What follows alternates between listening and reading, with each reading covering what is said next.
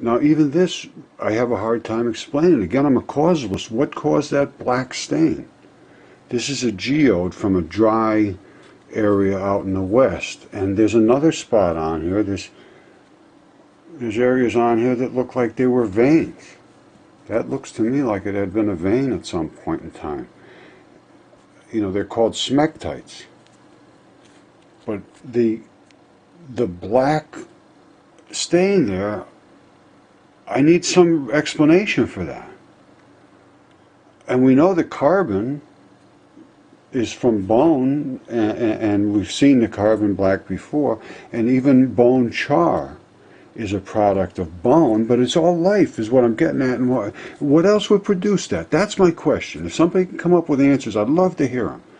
I'm really, really, really open. I'm not saying this is anything for sure, but I need some other explanation, because these are the explanations that just are natural things that are going to happen. All right, this is the fracture zone in a fossilized mud fossil bone that's fractured. And this is what we find comes out of these bone fractures. And it's made of the ferritins, which is the heavy irons, and the blood, which contains 70% of the iron in the body. That's the only explanation we can come up with. I'm going to show you what the bone looks like in its entirety. If you have another explanation, I'd love to hear it, but so far nobody's been able to come up with anything else. And this would be a totally expected result if it was a living bone, which this one quite obviously is, if you can see it.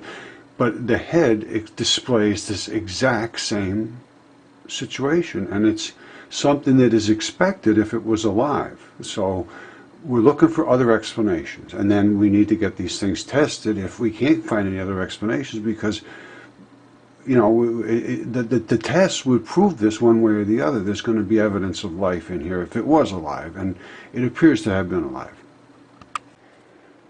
This is the bone that I just showed, the fracture points, which has all the carbon and iron is the only thing that we can assume. Now this quite obviously is a bone. I think most people would agree at some point that was a bone, and it fractured right there. And that is the result, and this is the same result we see in the head. And we see, you know, I see this in every one of the mud fossils, because the internal blood and fluids in here were not able to escape completely. That's the only thing we can come up with. If anybody has any other explanations, we're really open to them, believe me. We'd love to hear from them. Thank you.